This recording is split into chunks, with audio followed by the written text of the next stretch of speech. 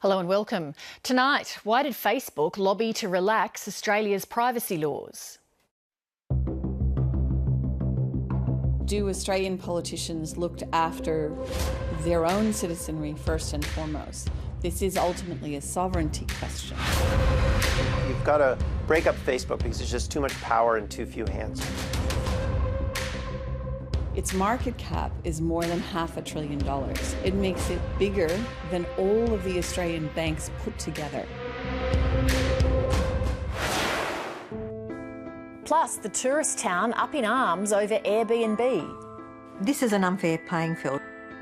It's polarising. People don't understand that Airbnb is just a booking platform, it's just people coming for a holiday.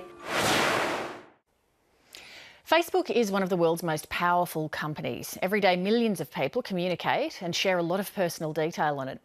But Facebook's been struck by a series of crises over privacy scandals, the spread of fake news, and the way it deals with extremist content after the Christchurch mass shooting. Governments around the world are now taking steps to rein in the company, although 730's uncovered evidence that in the past, Facebook has tried to have Australia's privacy laws wound back. Paul Farrell reports.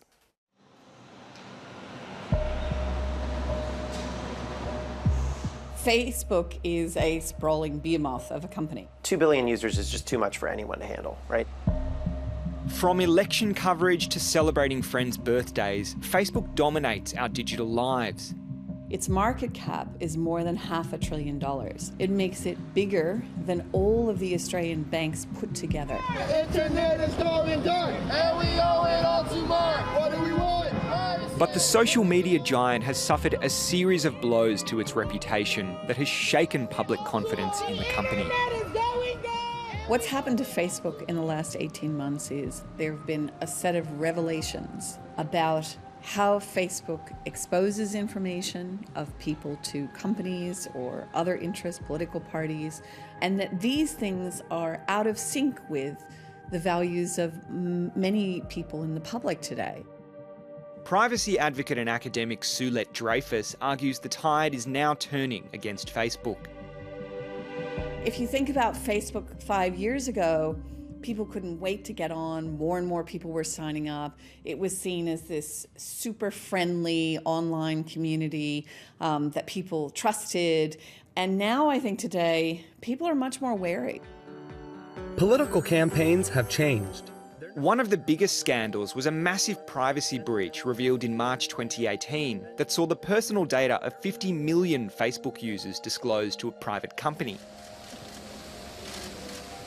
Soon after, Facebook's founder Mark Zuckerberg was called to give evidence at an extraordinary US Senate hearing. We didn't take a broad enough view of our responsibility, and that was a big mistake. And it was my mistake, and I'm sorry. Zuckerberg has now gone on the offensive with a public commitment to handle personal data better. I know that we don't exactly have the strongest reputation on privacy right now, to put it lightly. But I'm committed to doing this well. While Facebook has publicly signalled it is willing to accept government regulation, privately, the company has sought to push back against government interference around the world. Internal Facebook emails suggest that in 2012, Facebook lobbied the US ambassador to Australia in a bid to influence the Australian government. A Facebook employee claimed that the company asked the ambassador to intervene and curb the reach of Australian privacy laws. Facebook said in a statement to 730 that the documents about lobbying the Australian government were selectively leaked in violation of a court order. The US ambassador to Australia at the time, Jeffrey Bleich, said in a statement he didn't recall a discussion with Facebook representatives about the reach of Australian privacy laws, or that he had any discussions with the Australian government about Facebook. He said that as ambassador, he would never lobby on behalf of any company. Some of the questions asked how I view regulation. I don't think the question here is whether or not there should be regulation. I think the question is, what is the right regulation? Facebook is now facing a further test over how it handles extremism. Today, though, must be day one of change. The mass shooting in Christchurch was live-streamed for 17 minutes on the platform. The footage was not in line with public values of what would be okay to have online. It's a very difficult thing to line to walk on how to fix that. Today is a day to celebrate the strength of humanity, the strength of love. The Australian government has introduced new criminal laws that could see executives of major tech companies jailed. I think there's big risks in jumping to regulatory solutions for problems we don't fully understand yet. Social media giants were once considered to be untamable by governments, but there's growing agitation from lawmakers around the world that the time has come to rein Facebook in. One of the more radical proposals is to end Facebook's domination by breaking the company up. You've got to break up Facebook because there's just too much power in too few hands. Matt Stoller works for the Open Markets Institute, a US think tank that is campaigning against digital monopolies like Facebook. The easiest way to do it is to separate into Instagram, WhatsApp, and Facebook. That doesn't really require anything. It's pretty easy. The result of mergers, just undo the mergers. I think Facebook has grown too big and too powerful. Facebook's co-founder Chris Hughes recently added to the calls to break up the company. So Chris Hughes offered a historical frame about companies that have been broken up in the past and said that these breakups have always worked and that we've been here before. We've dealt with concentrations of power this significant before, and we can do it again.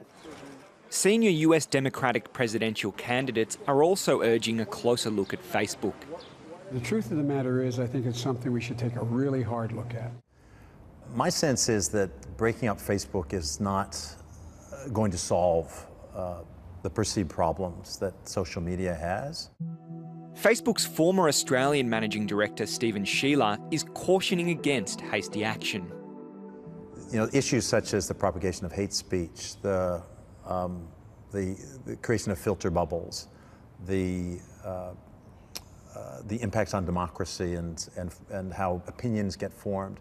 I don't think these are being caused by the scale of just what Facebook is. They're being caused by the scale of what the internet is and what social media is. Do you think that Facebook can regain the trust of its users?